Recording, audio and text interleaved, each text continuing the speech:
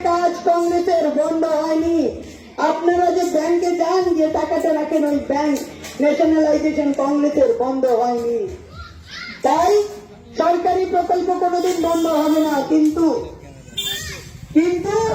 লক্ষ্মী ভান্ডারও বন্ধ হবে না। কিন্তু আমি চাই আপনার বাড়ির ছেলেটা একটা ভালো কাজ করে যখন মায়ের হাতে বা বাবার হাতে 5,000 টাকা দিয়ে বলবে যে মা তুমি সংসার চালিয়ে, এটা আমার মেহনতের পয়সা, সেই দিন আপনারা মাথা উঁচু করে বাঁচতে পারবেন, ওই ভিক্ষে 1,500 টাকা নিয়ে নয়।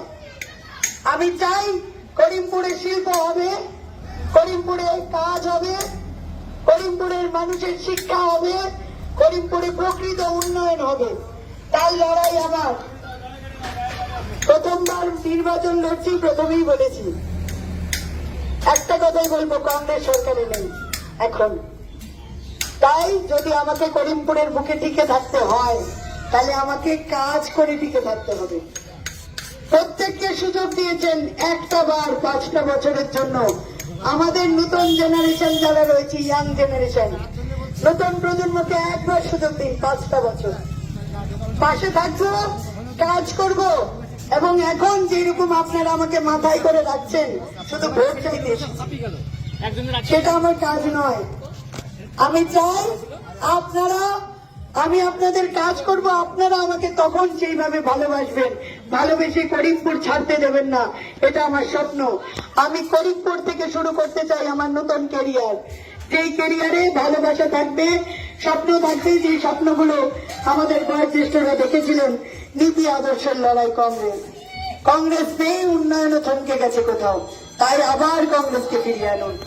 নীতি আদর্শের লড়াই আমাদের, কাউকে এগিয়ে আসতে হবে। বিড়ালের গলায় ঘন্টা বেঁধে দিয়েছি, এইবার এগিয়ে নিয়ে যাওয়ার দায়িত্ব আপনাদের সবার উপরে। আপনাদের এগিয়ে নিয়ে যেতে হবে আমাকে।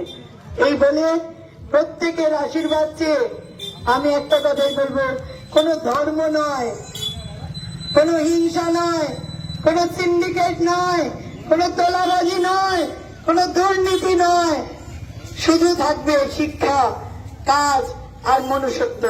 তার লড়াই আমার পাশে থাকবেন, আশীর্বাদ করবেন, দোয়া করবেন, যাতে কিনা করিমপুরে নতুন দিন, করিমপুর নতুন উন্নয়নের সম্মুখীন হতে পারে।